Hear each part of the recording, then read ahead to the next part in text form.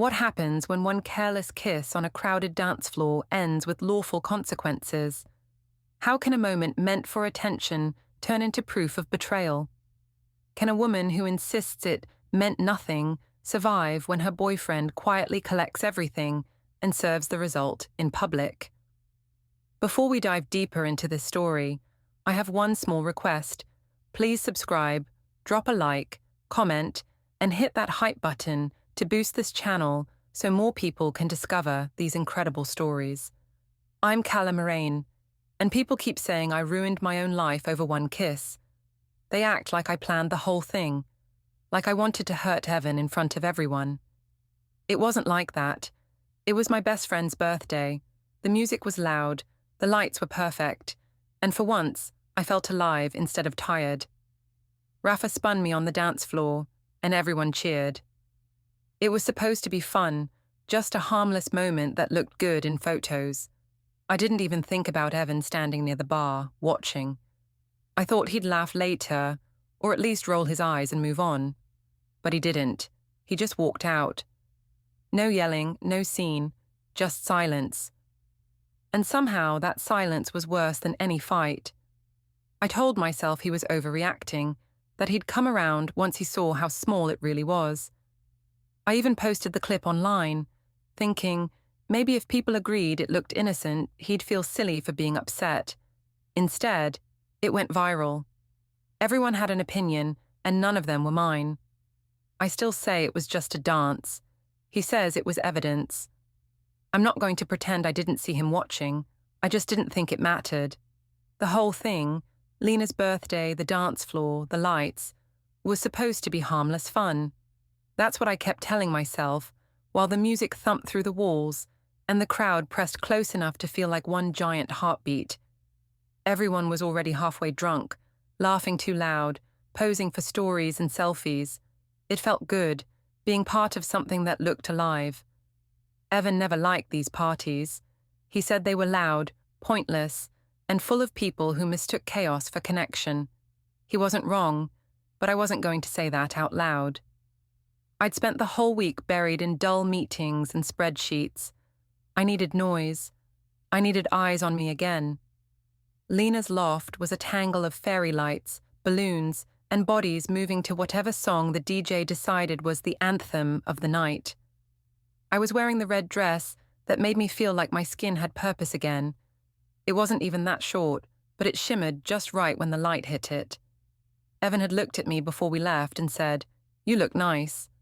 Just that. Flat, simple, polite. Not the reaction I wanted. I'd been hoping for a little spark, something that made me feel seen. Instead, he gave me that calm engineer tone, like he was commenting on a weather report. So maybe that's why I danced harder. Maybe that's why, when Rafa held out his hand, I didn't think twice. Everyone at work knew Rafa, Lena's friend, part-time promoter, full-time charmer. He always called me Queen of Campaigns, said I made boring products look exciting. He meant it as a joke, but it landed somewhere deep anyway. That night, he looked straight at me and shouted over the music, "Come on, Calla, you've been sitting too long." I laughed, pretended to hesitate, and then let him pull me toward the center. The crowd parted just enough for us to move together, laughing at nothing, letting the beat do all the talking. The air was thick with heat and perfume. Someone handed me a glass. I didn't even know what was in it. I just sipped and felt the sting burn down my throat. When Rafa spun me, the lights flashed across his grin. I caught sight of Evan leaning against the bar, one hand in his pocket, the other holding a drink he wasn't touching. His face didn't move, not angry, not smiling, just still. I lifted my chin a little, half daring him to join, half daring him to care. He didn't. Rafa leaned closer and shouted something I couldn't hear. I nodded anyway. The crowd started cheering when he dipped me for fun. Someone's phone light turned on, filming. That's when he kissed me. Not a long kiss, not even deep, just a sudden press, quick and showy, a flash in the dark. Everyone screamed like it was the best thing they'd seen all night. I laughed because it felt powerful, like I'd stolen the spotlight for a second. When I looked up again, Evan was gone. Lena came running over a few minutes later, squealing that the clip looked iconic. She said she'd already posted it to her story, tagging me and Rafa. "It's giving main character," she said, still dancing beside me. I smiled, pretending my stomach wasn't twisting. I checked my phone. No messages. I told myself he was probably outside taking a call. I stayed longer than I should have, laughing too loudly, spinning with whoever pulled me in. Every time I caught my reflection in someone's sunglasses or the mirror behind the bar, I told myself I looked free. When I finally stepped outside, the night air hit me like punishment. The street was quiet, except for a few people waiting for rides. Evan's car wasn't there. I sent him a text. "Where'd you go?" No reply. Another, "You're being dramatic." Still nothing. I went back inside, pretending it didn't bother me, but the rest of the night felt off. Every laugh from across the room sounded like judgment. Every camera flash felt too bright. By the time I said my goodbyes, Lena was hugging me, saying I'd made the night unforgettable. I told her that was the point. The apartment was dark when I got home. His shoes were by the door, but he wasn't in the living room. I found him sitting at the kitchen table with the light on low, scrolling through something on his phone. He asked if I'd had fun. I said yes, trying to sound casual. He nodded, still looking at the screen. I asked what his problem was. He said nothing, just that one word, quiet and sharp. I started explaining before he even asked, how it was just a kiss, how Rafa kissed everyone during events, how it meant nothing. He said, "You posted it." I froze. I hadn't realized Lena tagged me in the clip until then. I opened my phone, and there it was, a flood of notifications, comments, hearts. The video had already been shared. I told him it wasn't a big deal, that people were being playful, that it was good for my image at work. He looked at me like I'd spoken a language he didn't know. He said, "You're worried about your image. I'm worried about what's real." I laughed, not because it was funny, but because the silence after his words scared me. I said he was making something out of nothing. He didn't argue. He just stood, rinsed his cup, and set it upside down on the counter next to mine. The sound of it touching the surface was louder than any shout. He walked past me into the hallway and stopped at the door of the guest room. He said he'd sleep there tonight. I told him he was overreacting. He said he wasn't. Then he shut the door. I lay awake for hours, scrolling through the comments on that stupid video. People said we looked like a movie scene. Someone wrote, "She's glowing. You can tell she's loved." I liked that one. It made me feel right again, like maybe the world understood me better than he did. When I finally slept, I dreamed about lights and laughter, not about him leaving. The next morning, his side of the bed was perfectly smooth. He'd already left for work. On the counter, there were 2 mugs again. His clean, mine half full. I thought about leaving him a note, something simple like, "We're fine, right?" But it sounded needy in my head. Instead, I opened the curtains wider, letting the sunlight burn away the silence. My phone buzzed with a message from Lena. "Girl, you're trending." She wasn't kidding. The clip had spread to a local event page. Comments poured in, calling it bold, fearless, unfiltered. I screenshotted the best ones and sent them to my private chat with Marissa, my mum. She replied with a laughing emoji and said, "You've always had that spark." That made me feel lighter. When Evan came home that night, I was on the couch pretending to read. He set his keys down quietly. I told him people loved the video, that it was nothing serious. He said, "I never said it was serious. I said it was real." I told him he should lighten up. He said he preferred honesty over performance. I rolled my eyes. "You're acting like I committed a crime." He didn't answer. He just looked around the apartment like he was memorizing it. His gaze landed on the small shelf near the door, the one with our vacation photo from 2 summers ago. He reached out, turned the frame face down, and walked away. Something in me cracked a little. I shouted after him that he was being dramatic, that he wanted me to be boring. He said, without turning, "I want you to be kind." I didn't know what to do with that, so I laughed again, but the sound came out hollow. Later that night, I found him sitting in the dark guest room, laptop open. The glow from the screen made his face unreadable. I asked what he was doing. He said, "Sorting things." "What things?" "Just details," he said. I tried to peek, but he turned the laptop slightly away. I told him I was tired of feeling like the bad guy. He said, "Then stop giving people proof." I wanted to throw something. Instead, I went back to our room and slammed the door. The echo followed me like guilt. The next morning, he left earlier than usual. I saw his phone light up with a reminder as he grabbed his jacket. Downtown 9:20. I asked if he had a meeting. He said, "Just something personal." Then he left. I spent the day pretending everything was fine. I told people at work that Evan and I were great, that he was proud of me for networking. I even said he'd been the one filming the dance. Everyone laughed, and I laughed with them, feeling the lie settle somewhere between my ribs.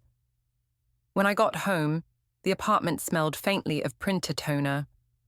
The desk was tidier than usual, a stack of folders arranged too neatly. I told myself it was normal. People clean when they're stressed. That night, I tried to make conversation, asked if he wanted dinner. He said he'd already eaten. I asked with who. He said, "A professional." I laughed, thinking he was joking. He didn't laugh back. Before bed, I caught him standing in the hallway looking at me like he was trying to decide if I was still real. I said, "You're not seriously mad about a kiss." He said, "I'm not mad. I'm done being surprised." That scared me more than shouting ever could. When the lights went out, I stared at the ceiling, listening for any sign he'd come to bed. He didn't. Somewhere in the dark, I heard a soft click, maybe the sound of a drawer locking. I closed my eyes and told myself tomorrow would be normal again. That people overreact, that silence doesn't mean endings. I whispered that it was just a dance, just a kiss, just a night. But the air felt heavier than usual, and the quiet between the rooms didn't sound like peace. It sounded like preparation. The next few days blurred together in that way quiet tension does, where nothing explodes but everything feels fragile. Evan still went to work at the same time, still brewed his coffee, still rinsed his mug, but the air between us had changed shape. It was like living inside glass, clear but breakable. I told myself he'd calm down eventually. Men always do once the world keeps spinning, and no one else treats it like a scandal. The video had hit 100,000 views by Tuesday. My coworkers were obsessed. They played it on mute at lunch, laughing about the crowd, cheering in the background. Someone said it was empowering. Another said I should post a full version. I smiled like it didn't sting when I saw my own husband's name missing from the comment section. Evan used to like all my posts. He used to write those dry little replies that only I understood. Now, nothing. At the office, even my manager brought it up. She called me into her glass cubicle and said I'd brought great attention to our brand. I thanked her, pretending I didn't notice the way she said attention, like it was a double-edged compliment. When I walked back to my desk, I caught a reflection of myself in the hallway mirror, smiling, composed, untouchable. That's how I wanted everyone to see me. But every time I checked my phone, there was that tiny preview of Evan's unread messages. Just the last one. "We'll talk later." He hadn't written again. No good morning, no have a good day. Just silence. By Thursday, I couldn't take it. I texted him mid-morning. "Are you still mad?" No answer. I tried again. It was nothing. You know me. He left it on delivered. That made me angry. It wasn't fair that he got to ignore me while everyone else was celebrating the same moment. I posted another photo from that night, captioned, "A little fun never hurt anyone." It got hundreds of likes within an hour. At home that evening, he was on the couch when I came in, laptop open, a spreadsheet glowing on the screen. I asked what he was working on. He said, sorting. Sorting what? Just things. I peered closer. The columns had headers: date, event, note. My stomach fluttered. That's weird, I said. It keeps me clear, he replied. I told him he should stop acting like a detective. He said, I'm not investigating you. I'm organizing facts. Facts about what? About patterns. He didn't sound angry, just factual. I called it obsessive and walked off. In the kitchen, the smell of toner hit again. I looked toward the desk and saw the printer light blinking softly. A sheet slid out, blank. I picked it up, half expecting something written, but there was nothing. Still, it unnerved me.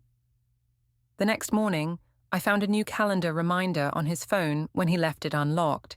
Meeting, personal, 9:40 a.m. He never labeled anything personal before. I stared at it longer than I should have. I told myself he was probably booking therapy. He was always the kind who preferred professional help over emotions. When I mentioned it that evening, he said, Not everything needs to be discussed. I said, It does when it's about us. He said, It's not about us. It's about me keeping my head straight. I told him his head was fine, that he was overreacting to gossip. He said, Gossip stops when people have proof. That line stayed with me. Proof of what? I hadn't done anything wrong. Not really. Saturday, Lena invited us to brunch. She texted me directly, not in our group chat, which was unusual. You two okay? She wrote. I replied, He's being dramatic. She said, Maybe he just feels embarrassed. I almost blocked her. I didn't need pity from people who spent their weekends chasing validation online like I did. Still, I went. Evan came too, though he didn't say much. He wore that neat grey shirt he always wore to serious occasions. The kind that said, I'm here, but I'd rather be somewhere else. At the table, Lena made a toast to learning to laugh at ourselves. I knew it was aimed at me. Everyone chuckled awkwardly. Evan didn't. He just tapped his glass once and looked down. When we left, I said, You could have defended me. He said, You didn't want defense. You wanted applause. I said, You're twisting things. He said, No, you already twisted them. I wanted to yell, but his calmness made that impossible. The quiet way he spoke made me sound childish every time I opened my mouth. That night, I tried to fix it in the only way I knew, control the story. I went live on social media, answering questions about the video. I told viewers that my boyfriend understood and that we were stronger than ever. I smiled so wide my cheeks hurt. Thousands watched. I imagined Evan seeing it and realizing how graceful I could be. When I finished, he was standing in the doorway. You lied, he said. It's called saving face, I replied. He said, For who, them or you? I said, It's the same thing. He just looked at me for a long time, then went to the spare room again. The following week I noticed small changes. His clothes were folded differently. His briefcase stayed locked. His laptop password changed. One evening, when he stepped out for a walk, I heard the faint buzz of a notification on his desk, file uploaded successfully. I almost opened the computer, but stopped myself. Curiosity would make me look guilty. Instead, I scrolled through the comments on my feed. People were starting to turn. Some said I was disrespectful. Others said Evan deserved better. I replied to a few, pretending to be amused, but it burned. I texted Lena, Why are people being so sensitive? She replied, Maybe because you kissed someone else. I threw my phone onto the couch. It felt like betrayal. When Evan came home later, I told him everyone was being ridiculous. He said, People usually are when they see the truth too early. What truth? He didn't answer. That weekend, my mother called. She'd seen the clip again on a gossip page. You look stunning, she said, then paused. But Evan doesn't look happy. I said, He's fine. He's always fine. She said, Some men go quiet before they go away. I laughed it off. He wouldn't dare. She said softly, Don't underestimate quiet men, Calla. After we hung up, I stood at the window watching the city lights flicker in the distance. Every blink felt like a countdown I didn't understand. Monday morning, I woke to the sound of the printer again. I followed it and found another blank sheet waiting. Beneath it, a folder labeled Household. Inside were receipts, groceries, rent transfers, utility bills, all dated precisely. I flipped through them until I realized each had a tiny handwritten note in the corner, paid by E. When I heard his footsteps, I shoved the papers back. He didn't ask what I was doing. He just said, "You should leave them as they are." I said, "Why are you tracking chores like it's a job?" He said, "Because it is now." He walked past me, taking his keys from the hook. I asked where he was going. He said, "Downtown. Another meeting." Something like that. He left without looking back. That evening, Lena sent me a screenshot. Someone had tagged my video with a comment. "The boyfriend's lawyer follows this page now." I felt my throat tighten. I told her it was fake news. She said, "Maybe, but maybe not." When Evan came home, I confronted him. "Are you seriously talking to a lawyer?" He didn't blink. "I talk to many people." I said, "Don't gaslight me." He said, "I wouldn't need to if you told the truth." I hated that word. Truth. It made me feel cornered. I told him he was trying to control the narrative. He said, "You already sold it." That night, I couldn't sleep. I replayed everything in my head, each moment where I thought I was being strong, realizing maybe I'd just been cruel. But then the other part of me, the louder one, whispered that I had a right to have fun, that men always get to make mistakes and call them human. I got up and opened my phone again. The comment section had turned into a battlefield. Some called me selfish, others said Evan was weak. I liked the ones that defended me. I deleted the rest. It made me feel in control again. The next morning, I found his side of the bed empty, as usual, but his mug wasn't in the sink. It was gone. Only mine sat there, half full, cold. The space beside it looked deliberate. At work, people were whispering more openly. My manager asked if things were all right at home. I smiled and said we were taking a communication break. She nodded like she didn't believe me. When I sat at my desk, an email popped up from an unknown sender. Subject line, documentation request. I didn't open it right away. Instead, I stared at it until the letters blurred. It could have been spam. It could have been anything. But deep down, I knew it wasn't random. That night, when I came home, he wasn't there. On the counter was a note. "Dinner's in the fridge." His handwriting was smaller, neater. It didn't sound like him. I ate standing up, scrolling my phone, pretending not to feel the weight of the quiet. When he returned, I tried to joke that we were turning into roommates. He said, "At least roommates sign things clearly." I asked what that meant. He said, "It means clarity comes on paper." I said, "You're threatening me." He said, "No, I'm informing you." He went to the spare room again. I followed, but the door was locked. The next day, I found another new folder on the desk labeled Archive A. I didn't touch it. I couldn't. Something about the word archive made me feel like the past was already closed. I kept telling myself he wouldn't go through with anything serious. We weren't married. There was no reason for legal steps. But the certainty I used to live with had started to dissolve. One small detail at a time. His locked drawers, the faint scent of toner, the careful way he folded his shirts. I told myself it was just his way of coping, that he'd calm down eventually, that everyone needed to cool off. But the silence was growing heavier, sharper.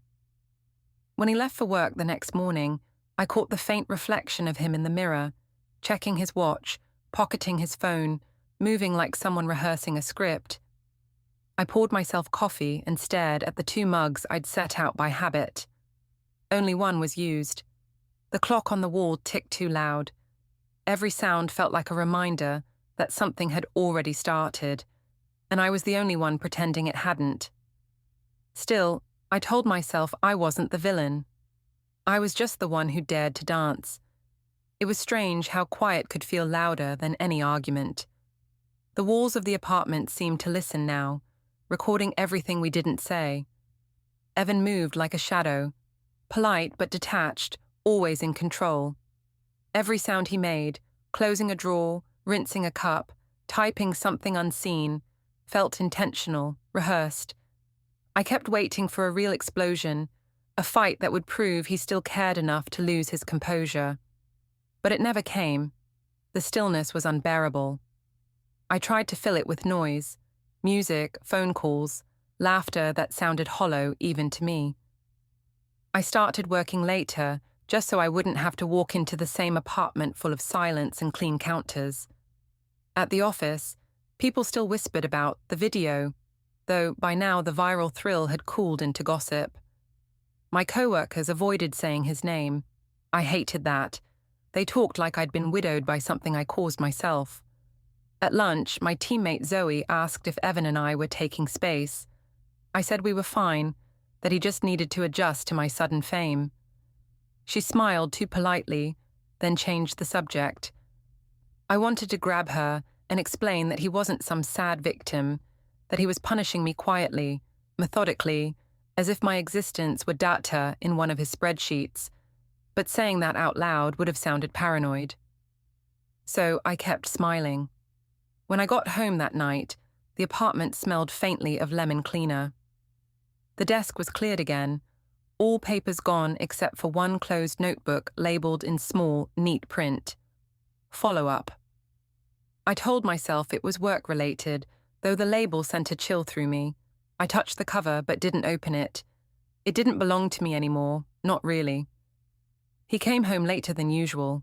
I asked if he'd eaten. He said yes. I asked where. He said, downtown.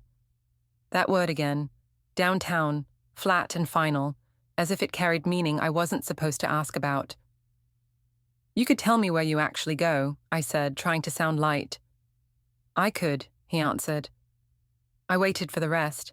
None came. I told him I was worried about us, that we couldn't keep living like ghosts.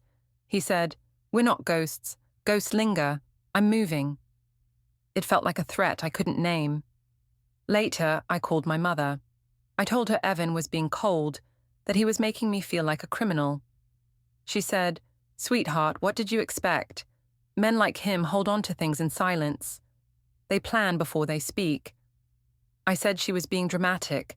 She sighed and said, maybe, but don't say I didn't warn you. After we hung up, I stared at my reflection in the dark TV screen. My makeup looked perfect. My life didn't. The next day, my manager asked if I could present at a small industry mixer. She said it would redirect the conversation and help people focus on my professional image again. I agreed immediately. Maybe if I looked successful, everything else would look stable too. The event was at a rooftop bar, glass panels, city skyline, a crowd of people pretending to be fascinated by each other. I wore a sleek black dress and a smile sharp enough to cut through tension. During my short speech, I mentioned teamwork and accountability, words that sounded powerful, even though they meant nothing. When it was over, people clapped politely. I caught someone filming and posed without thinking, tilting my chin toward the light. Afterward, a few colleagues congratulated me. Someone said I seemed strong after everything. I laughed it off. Strong was easier to fake than sorry. When I got home that night, Evan was in the kitchen. He didn't ask how the event went, but his eyes flicked to the small smudge of lipstick I hadn't managed to wipe off completely. He poured himself water, placed the glass exactly in the middle of the counter, and said, "You enjoy crowds more than conversations." I said, "At least crowds respond." He said, "They respond because they don't know you." The words landed heavier than I wanted them to. I told him he was being cruel. He said, "No, I'm being clear." The following morning, I woke up to a low beep, his phone alarm, early as always. He moved quietly, gathering things. I pretended to sleep, but through half-closed eyes, I saw him open the drawer where he kept documents. He slid a USB drive into his pocket before leaving.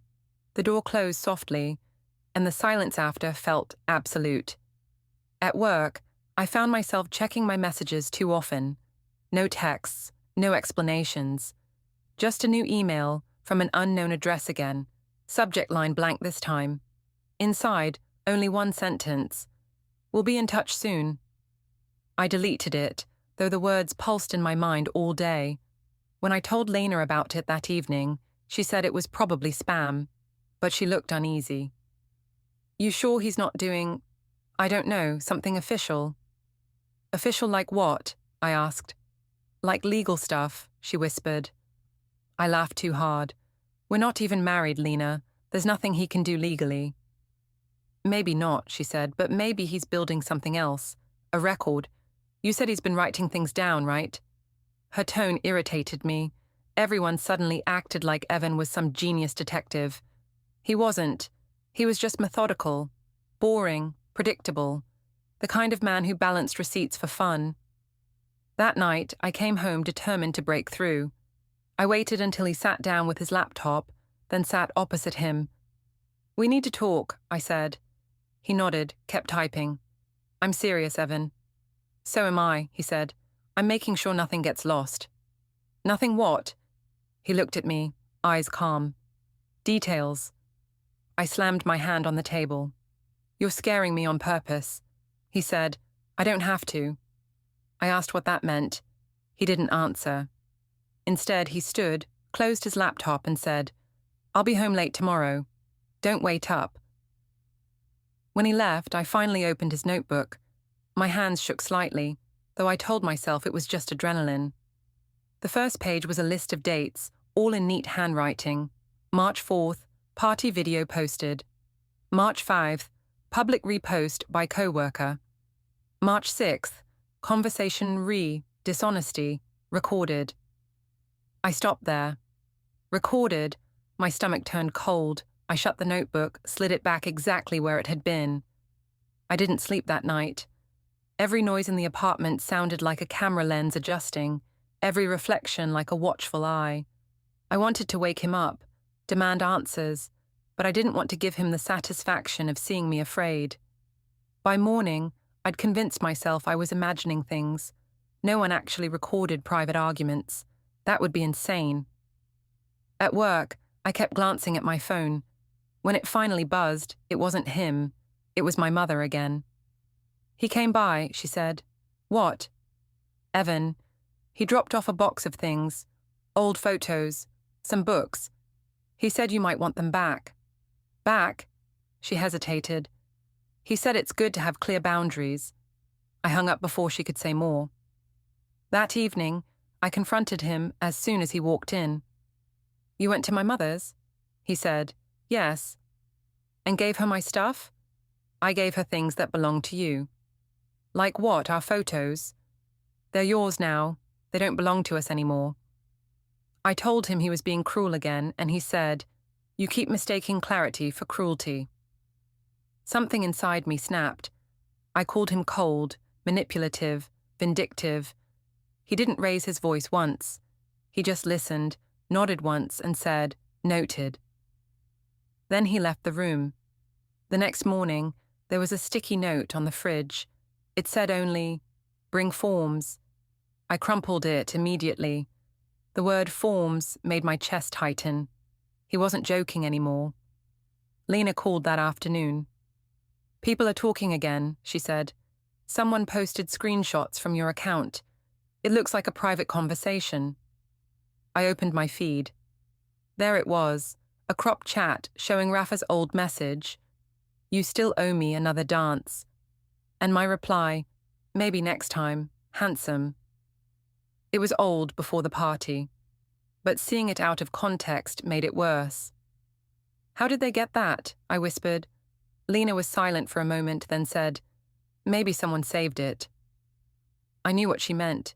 When Evan came home that night, I was waiting with my phone in my hand. "You leaked my messages," I said. He looked genuinely confused for half a second, then said, "No, I simply didn't delete them." I told him that was the same thing. He said, "No, Calla. The truth doesn't disappear when you stop hiding it." I wanted to scream, but the words tangled. Instead, I stormed into our bedroom and started packing an overnight bag. He watched from the doorway, calm as ever. "Where are you going?" he asked. "Somewhere people don't analyze everything I do." "Good luck," he said. I left, slamming the door hard enough to rattle the frame. I stayed with Lena for 2 nights. She tried to make it sound like a sleepover, wine and old movies, but we both knew it wasn't. I kept checking my phone, half hoping Evan would text, half hoping he wouldn't. When he didn't, I told myself he'd regret the silence later. On the 3rd morning, she handed me her phone. "You should see this," she said. A post from a small local account appeared on the screen. It showed me and Rafa at the party, the caption reading, "When loyalty meets nightlife." In the background of the photo, you could just barely see Evan standing near the bar, expression unreadable. The comments were brutal. I scrolled through them, my chest tightening. "He's humiliating me," I said. Lena looked at me carefully. "Calla, I don't think he posted that. I think he's letting everyone else do it for him." That afternoon, I went home. I told myself I was just grabbing clothes, but part of me wanted to face him again, to remind him I wasn't scared. When I unlocked the door, the apartment was spotless. His things were arranged with almost clinical precision. A folder sat on the counter labeled Utilities. Inside were copies of bills and bank statements with his name highlighted. Another sticky note rested on top. "Keep these for your records." He wasn't there, but his calm voice might as well have been. Every item in the apartment was speaking for him now, tidy and deliberate. I sat down on the couch, holding the folder, trying to slow my breathing. I whispered out loud just to hear a human sound. "It's fine," I said. "It's just paperwork." But deep down, I knew it wasn't. The man who used to apologize for forgetting milk had become someone who documented the air between us. The printer started humming again from the other room. I stood, heart racing, and walked toward the sound. Another blank page slid out, curling slightly at the edge. I reached for it, but the screen blinked once before shutting down, as if on cue. Behind me, I heard the door open. Evan stepped in, calm as ever. He looked at the printer, then at me. "You shouldn't touch things you don't understand," he said. "I understand plenty," I snapped. "You're turning this into a game." He shook his head. "Games end, records last." I stared at him, waiting for something, an apology, a smile, even anger. Nothing came, just that quiet composure that felt heavier than shouting. He walked past me, picked up the page and tossed it into the trash. Then he looked at me and said, "Everything leaves a trace, Calla. Even what you think disappears." I wanted to answer, but no words came. He went to the guest room, closed the door and locked it. I stood there a long time, staring at the trash bin where the paper lay blank and weightless, realizing that for the first time, I had no idea what he was keeping and what he was waiting for. And maybe, just maybe, that was the point. I didn't plan to see his parents again so soon. I certainly didn't plan for them to invite both of us to dinner, but they did, and somehow Evan agreed before even asking me. He just left a message on the fridge in his small, exact handwriting, "Dinner at my parents', 7 p.m. No question mark, no discussion, just an instruction, as if I were part of his schedule now instead of his life. For 2 hours before we left, I rehearsed how I'd sound, composed, bright, the picture of a misunderstood woman trying her best. I even picked a dress that looked soft and respectable. Pale blue, with small buttons down the front. My mother said the color made me look trustworthy.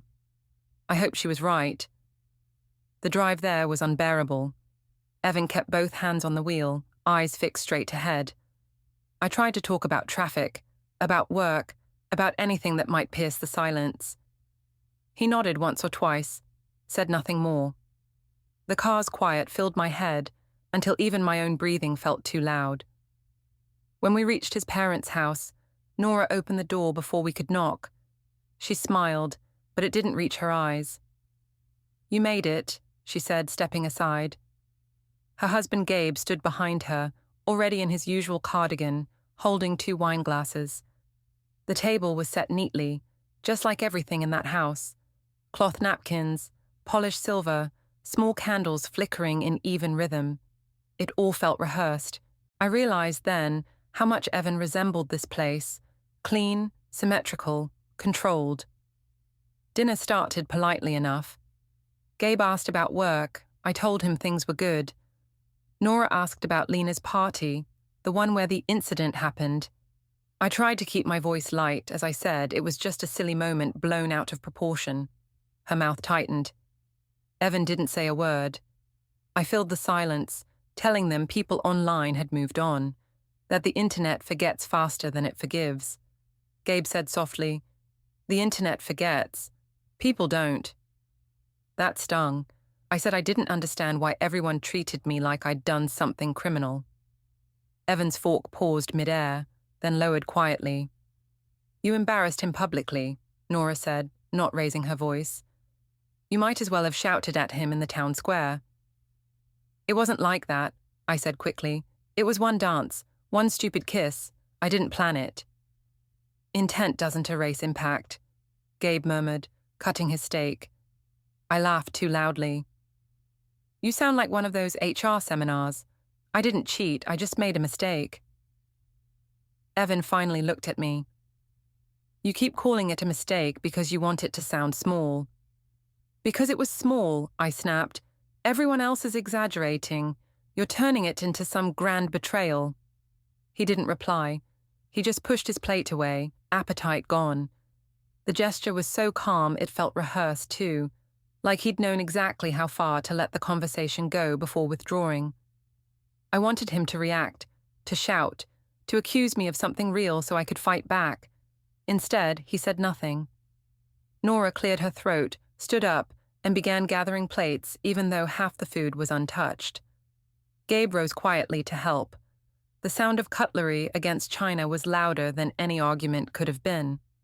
After a while, Nora turned to Evan. "Would you show your father those forms you mentioned?" My stomach tightened.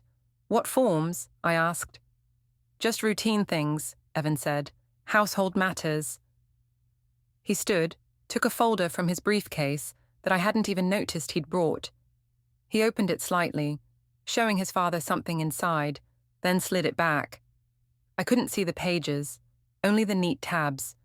Bills, rent, accounts, other, each labeled perfectly. "Why are you bringing paperwork to dinner?" I asked. Evan looked at me calmly. "It's easier to keep everything organized when the right people are informed." I laughed again, but my voice cracked. "You're making this sound like a trial." "Truth doesn't need a trial," he said. "It needs witnesses." The way Nora looked at him then, half proud, half sad, made me feel like an outsider in a family I'd once thought accepted me. I reached for my wine glass, but my hand trembled. After dessert, Gabe offered to walk me to the car while Evan helped his mother with dishes. The night air was cool, sharp with pine. Gabe spoke quietly. "He's not angry, you know. Anger burns fast. What he's doing takes patience." I tried to smile. "You make it sound like I'm about to be executed." "No," he said gently, "but you should understand the difference between forgiveness and preparation." I didn't answer. When we got home, the silence started again. Evan hung his jacket neatly, no wasted motion. I stood in the doorway, wanting to ask what exactly he'd shown his father, but something in his face stopped me. Instead, I said, "You really let them talk to me like that?" He said, "They spoke to the situation. You just happened to be part of it." I told him he was letting everyone think I was evil. He said, "You're very good at thinking for everyone else." I threw my bag on the couch, the sound loud in the still air. "You're punishing me because you can't handle being embarrassed. You care more about appearances than love." He said, "Love can't survive when one person treats dignity like decoration." I wanted to scream, but my throat closed around the words. He walked into the study, shutting the door quietly. A few minutes later, I heard the faint click of the lock again. That lock had become his language. I spent the next morning pacing. My mother called, asking how dinner went. I said it was fine. She said my voice sounded brittle.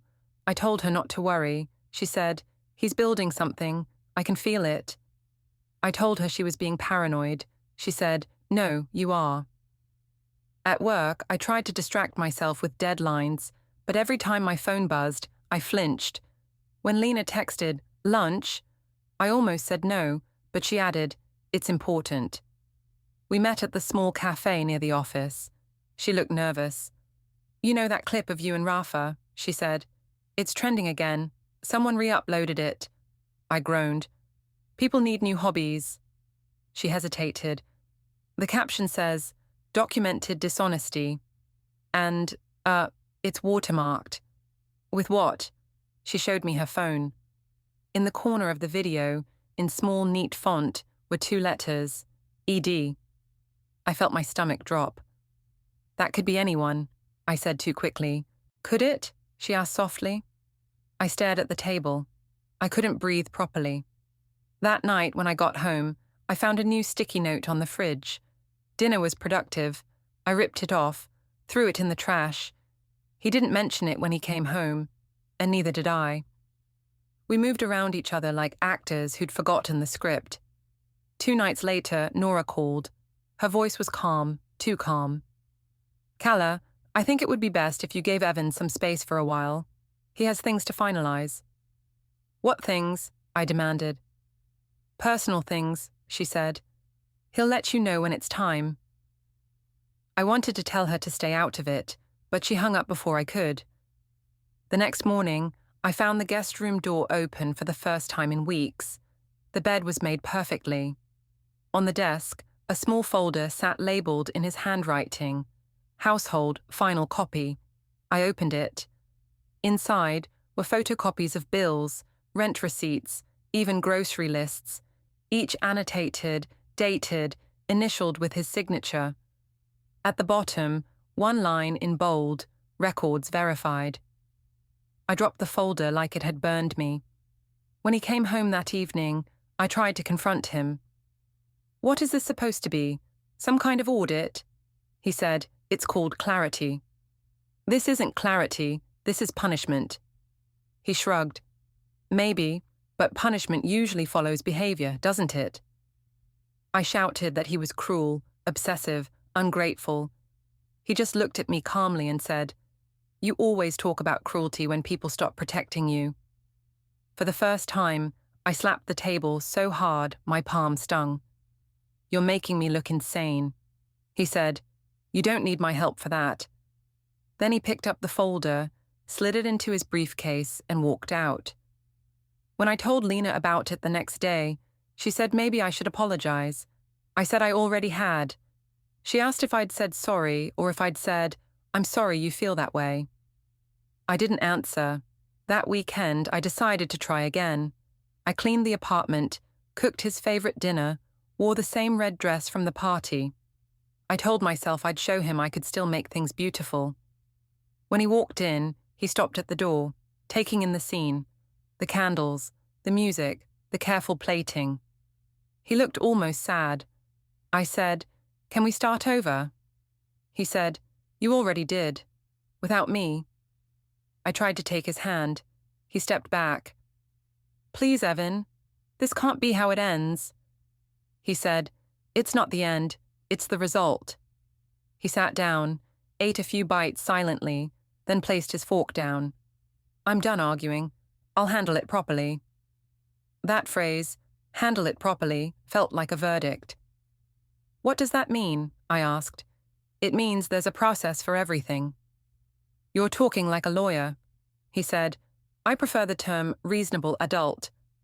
I laughed, but my voice broke halfway. "You're threatening me with paperwork, really?" He said, "Not a threat, a conclusion." He stood, rinsed his plate, and went to his room. I followed, knocking on the closed door. "You can't just decide things without me." Through the door, he said, "You decided plenty without me." I stood there until my throat hurt from swallowing words. The next morning, the sticky note on the fridge was gone. In its place was an empty spot where the light from the window hit perfectly, clean, bright, silent. My phone buzzed. An unknown number, just one line. Appointment confirmed. Downtown, 9:45. I didn't ask him about it. I couldn't. That night, when he finally came home, I asked quietly, "Are you leaving me?" He said, "I'm not leaving. I'm documenting departure." I told him he was heartless. He said, "Maybe, but hearts heal, records don't." He walked past me, turned off the light, and closed the door to the guest room one final time. The latch clicked softly, almost polite, but the sound felt like a lock sealing the rest of my life behind it. The candles from dinner still sat unlit on the table. I watched their wicks flicker faintly from the draft, almost catching, almost burning, but never quite making a flame. And somewhere in the dark, the printer gave one soft beep, like a heartbeat caught in paper. The morning after that last dinner, the light felt colder. It slipped through the blinds in those narrow, pale stripes that make everything look sterile. The coffee pot clicked on automatically at 7, but the smell didn't comfort me the way it used to. Evan wasn't in the kitchen. His mug wasn't even on the counter anymore. Just mine, half chipped on the rim, sitting alone beside the sink. I stood there listening to the machine hiss and drip, waiting for some sound from the other room, a door creak, a drawer opening, but nothing came. It had been 2 days since he said he would handle it properly. I still didn't know what that meant. The phrase ran loops in my head like a song I couldn't turn off. Properly. The word sounded polite, but underneath it, something hard lived. When he finally came out of the guest room, he was already dressed for work. His shirt pressed, tie exact, shoes silent on the floor. He didn't even glance my way until he reached for his keys. "You're not having coffee?" I asked, pretending to sound casual. He said, "I already did." I didn't hear the machine. "I used the French press," he replied. I tried to smile, but it didn't reach my eyes. "You're avoiding me," he said. "No, I'm minimizing friction." I laughed. "You sound like a manual." He just nodded slightly. "Manuals keep things working." I wanted to throw something, just to make him react, to make him look human again. Instead, I said, "So this is it? You're done trying?" He paused by the door. "Trying implies failure. I'm concluding." He left before I could answer. That day, I couldn't focus at work. Every sound, phone rings, footsteps, keyboard clicks, felt distant. I refreshed my messages constantly, hoping he'd text, even something cold. He didn't. Around lunch, Lena messaged me. "Can we talk?" We met at the little cafe near the metro. She looked tired, her eyeliner smudged like she hadn't slept. "He called me," she said quietly. "Who?" "Evan." My stomach clenched. "What did he say?" "He asked about the night of my party, wanted the exact sequence of events, who filmed what, who posted first. He said it was for clarity." I forced a smile. "So? Maybe he's writing some essay on embarrassment." Lena didn't laugh. "He was calm, Calla. Too calm. He said he was just verifying the public timeline." "Verifying what?" I snapped.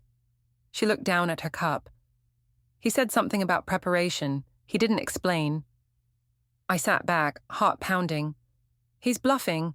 He likes acting superior." Lena's voice softened. "Just be careful what you say online for now, okay? Maybe stop posting." I told her I wasn't doing anything wrong, that people always turn on the woman first, that he was probably twisting things to make me look crazy. She didn't argue, but her silence was worse.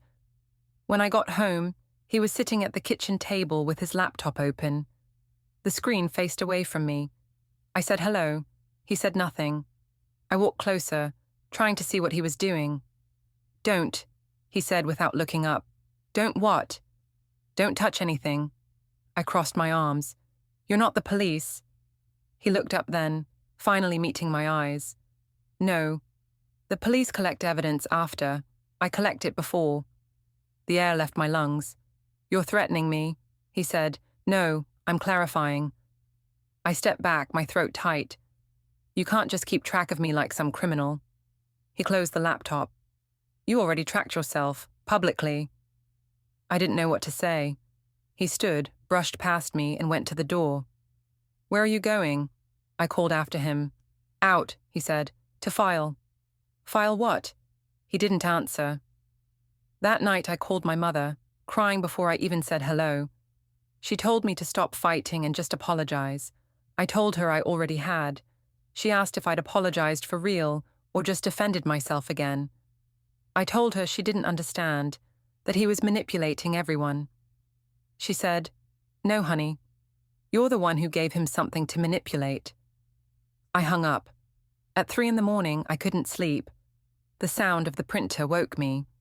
Again, that faint whirring hum that had started to feel like breathing in another language. I got up and walked to the study.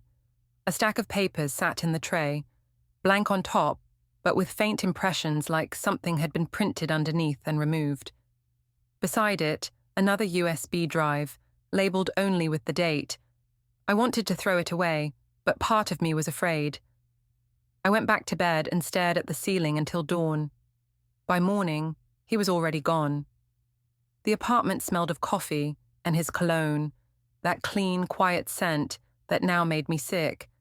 I checked his desk again. Empty. The USB drive was gone. At work, I got an email from an unfamiliar address. The subject line said, Request for verification, personal matter. I deleted it, but 2 minutes later, another came with the same title. I slammed my laptop shut and went outside for air. Lena found me there, smoking, though she'd quit months ago. You need to breathe, she said. I am breathing. She exhaled smoke, slow and careful. He's serious, isn't he? I didn't answer. That night, I decided to push back. If he wanted to be calm, I'd force emotion out of him. I waited until he got home, then stood in the doorway in his favorite shirt, the one he used to say made me look like summer. I'd left my hair down, made dinner again, candles and all. He paused in the entryway. What is this? A reset, I said. You said you wanted clarity. Here it is. I love you. I made a mistake, and I'm still here. He looked at the table, then at me. Love doesn't erase data. I forced a laugh. Data? You're seriously talking about data now. He said, Everything leaves a record, even forgiveness. I took a step closer. You're punishing me to feel powerful. That's what this is. He shook his head. No, I'm protecting myself. From me, I whispered. He didn't answer. I reached for his arm. He stepped back. The distance between us felt measured, exact. Evan, I said I'm sorry. He looked at me, eyes steady. You're sorry you got caught on camera. That's not fair, he said. Neither is public humiliation. I wanted to argue, but every word I'd ever used against him suddenly sounded thin. He sat down, poured himself water, and said, This isn't a fight anymore. It's documentation. I'll handle it properly. There you go again with that word, I snapped. Properly. You're acting like a judge. He said, No, judges listen to both sides. I already have. I slammed my hand on the counter. You can't just rewrite our story because I embarrassed you. I'm not rewriting it, he said calmly. I'm archiving it. The word made me shiver. I turned away, tears burning hot behind my eyes. You're pathetic, I whispered. All this paperwork, all these folders. It's not love, it's control. He said quietly, Control is what people call boundaries when they've crossed them. I stormed into the bedroom and slammed the door. Through the wall, I heard the faint click of his keyboard, deliberate, unhurried. Every keystroke felt like another nail sealing something shut. The next morning, he was gone again, but the desk drawer was left slightly open. Inside was a small envelope with my name on it. I opened it, expecting some kind of note, but there was only a single key on a ring. Attached was a tag that said, Storage, Unit B. I stared at it, confused. We didn't have a storage unit. I thought about calling him, but I couldn't bring myself to ask. The key felt heavy, like proof of something I hadn't yet been accused of. That day, at the office, I could barely type. My manager pulled me aside, said I looked distracted. I wanted to laugh at the understatement. On my lunch break, I finally texted Evan, "What's in storage unit B?" He replied within seconds, "Records." I typed back, "What kind of records?" He didn't respond. That night, when I got home, I searched online for the address. It was near downtown, the same place his calendar reminders always mentioned. I didn't go. I couldn't. Instead, I sat on the couch, staring at the key until the numbers blurred. I tried to convince myself it was all bluff, his way of scaring me into guilt. But guilt was already permanent. At 10, the printer hummed again. I walked toward the sound. Another paper slid out, this time with words. Just one line in the middle of the page. "Final confirmation scheduled." I tore it up and threw it away. When he came home later, he looked at the empty trash can and said, "You shouldn't destroy things that belong to both of us." "You're insane," I said. "You're making threats in your own living room." He shook his head. "I'm making notice." I could barely breathe. "What do you want from me, Evan?" "Nothing," he said simply. "That's the point." I laughed bitterly. "So this is revenge?" He said, "No, revenge is emotional. This is correction." I wanted to hit him, scream, anything, but my voice broke before it left my throat. He turned to leave. I caught his sleeve. "Please," I said, "we can fix this. Tell me what you want me to do." He looked down at my hand on his arm. "Stop acting like the story ends where you choose." Then he pulled free and walked to the door. "Where are you going?" I asked again, desperate. "To finish what I started." "When will you be back?" he said, "after it's filed." And then he was gone. The apartment felt hollow after he left. The faint hum of the fridge was the only sound. I sat on the floor, knees pulled up, listening for footsteps that never came. Outside, a siren wailed somewhere in the distance, fading slowly until even that was gone. I stayed there until dawn, the key still clutched in my hand, the cold metal biting into my skin. I told myself he'd calm down, that he wouldn't really go through with anything serious, that love could still outweigh humiliation. But when the sun rose and light crept across the clean, empty counter, I noticed a new calendar reminder blinking on his open laptop. Downtown, 9 a.m., final submission. I stared at it for a long time. Then I closed the screen, whispering to no one, "He's bluffing." But deep down, the word final didn't sound like a bluff. It sounded like closure. And I hated him for being calm enough to make it sound lawful. I didn't sleep the night before. I lay there staring at the ceiling, counting the hours until morning. Every creak in the walls, every car that passed outside made my heart jump. By the time dawn came, I felt hollow, the kind of tired that doesn't fade with coffee. The calendar reminder on his laptop, downtown 9 a.m., final submission, glowed in my head like a warning light. I told myself it had to be something dull, paperwork for work, some long-winded report. Still, I couldn't stop watching the clock.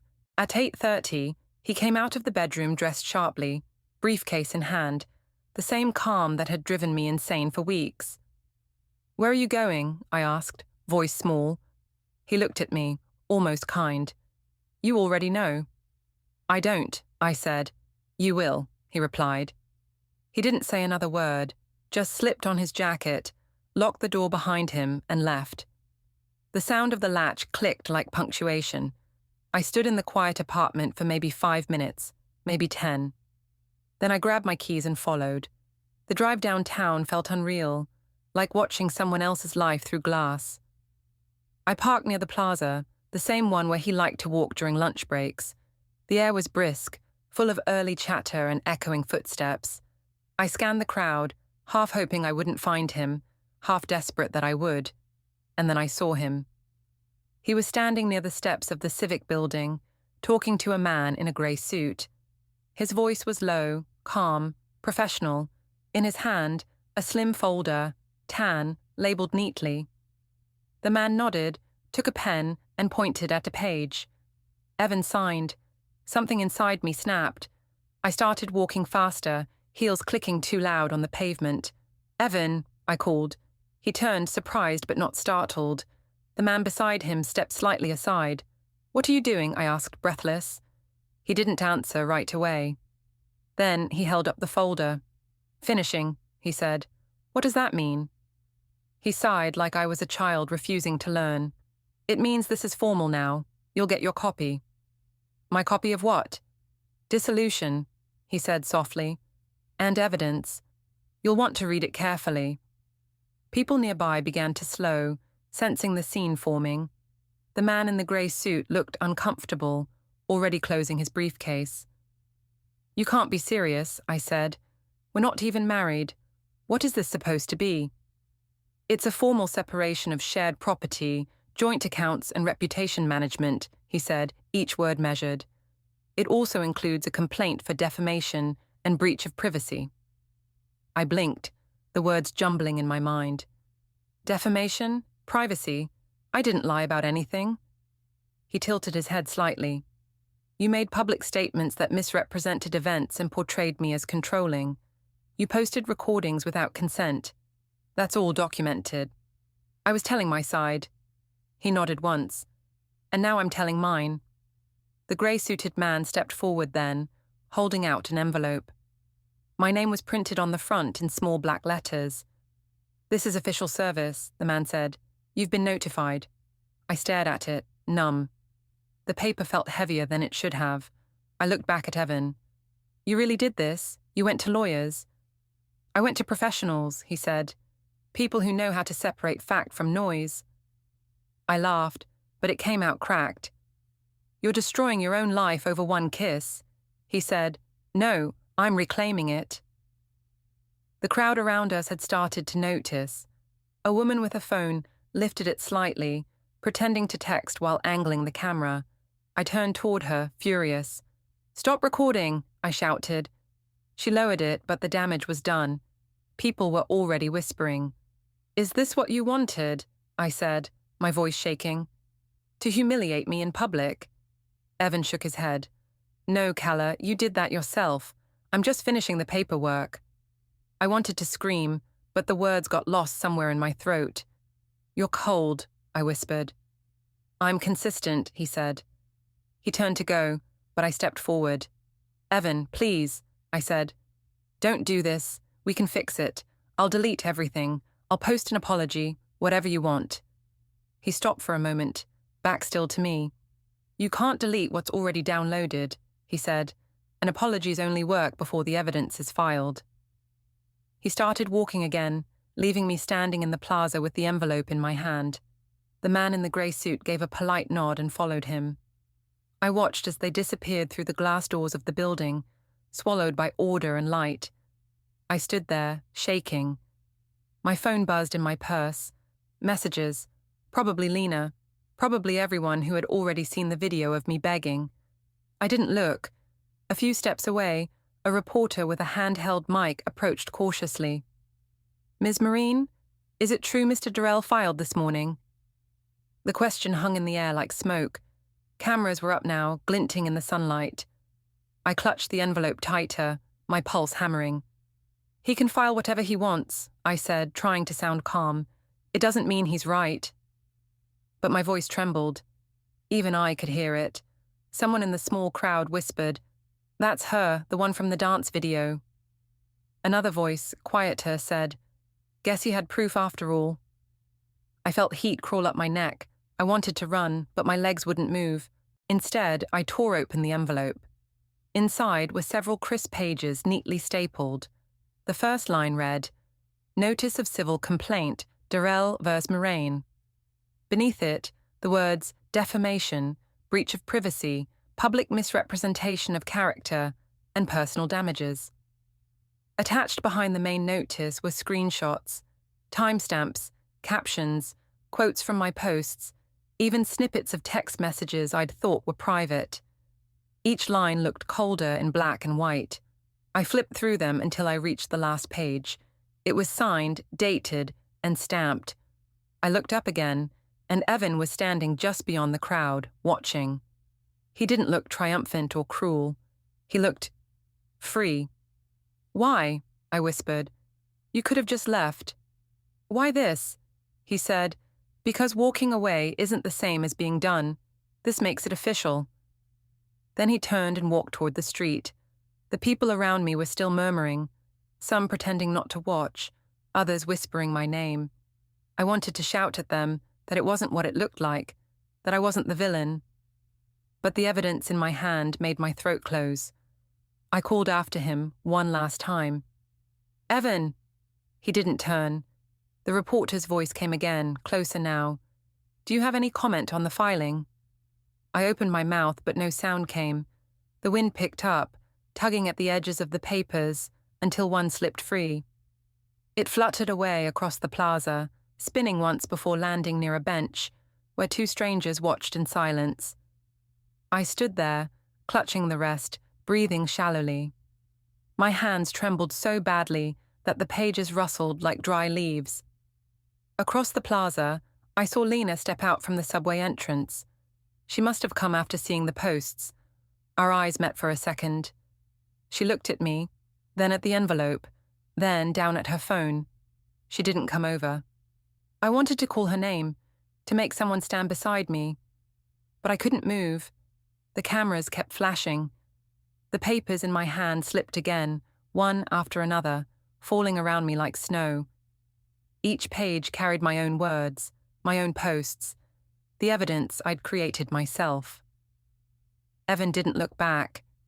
He crossed the street and disappeared into the flow of the city, swallowed by the same quiet steadiness that had always made him invisible until now. I stood there in the middle of the plaza, surrounded by my own confessions printed in ink. For a long moment, no one said anything. Then the reporter lowered her mic, turned to her cameraman, and said softly, "We've got it." The sound of those words snapped something in me. I dropped the remaining pages, let them scatter, and walked away. The wind lifted one sheet higher, spinning it through the air until it landed beside a metal trash bin. The heading was still visible in bold black print. Filed and served, verified evidence attached. I didn't look back. The plaza lights flickered on early, though the sky was still pale.